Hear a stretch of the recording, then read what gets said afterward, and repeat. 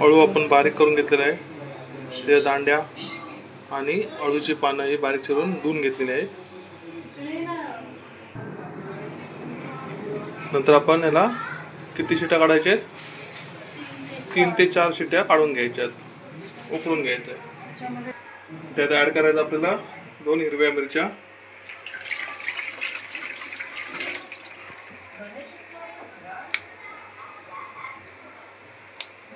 आणि झाकण लावून त्याला 3 ते 4 शिट्या काढायच्या. थोडंसं आपल्याला पाणी पण ॲड करावं लागेल, जेणेकरून ते लगेच शिजेल आपलं अळू. थोडंसं पाणी ॲड करतो आपण, जास्त पाणी नाही ॲड करायचं कारण त्या पानाला पण पाणी सुटतं. आता आपण त्याला झाकण लावून 3 ते 4 शिट्या काढून घेऊ.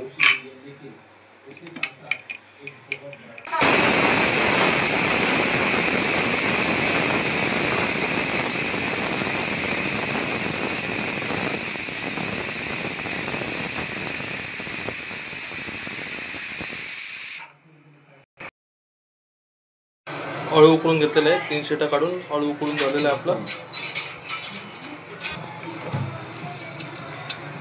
आपण थोडंसं तेल टाकलेलं आहे, तेल थोडंसं याला जास्त टाकायचं आहे.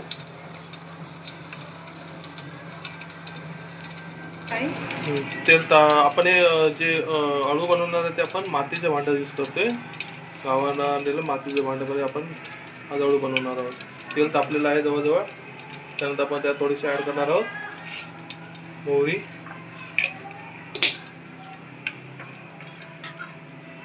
त्यानंतर बारीक चिरलेली लसूण,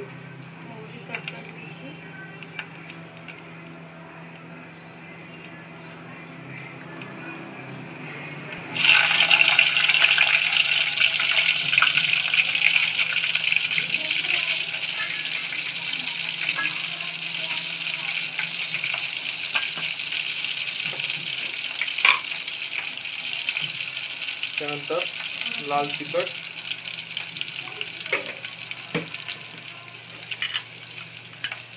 थोडीशी हळदी पावडर,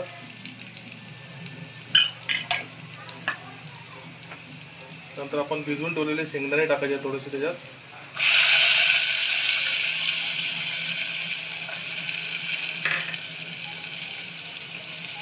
नंतर तुमच्या आवडीनुसार तुम्ही काही टाकू शकता. आम्ही टाकणार आहोत मका,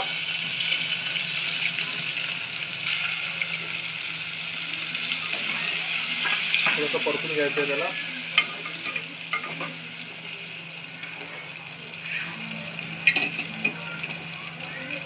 नंतर आपण जे उकळून जे आपण अळू घेतले होते ते आपल्याला त्यामध्ये ॲड करायचं आहे.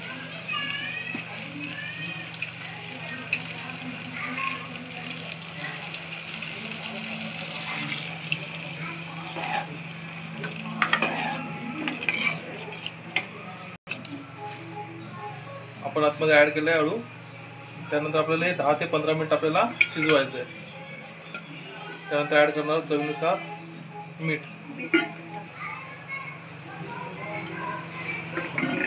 याला आपल्याला 10 ते 15 मिनिट आपल्याला चांगलं शिजवून घ्यायचं आहे. पाहू शकता किती कलर एकदम छान आलेला आहे. ह्या पद्धतीने अळू तुम्ही एकदा नक्की करून पहा, मस्त टेस्ट लागते याची. थोडंसं कोकम ॲड करायचं आपण त्याच्यात.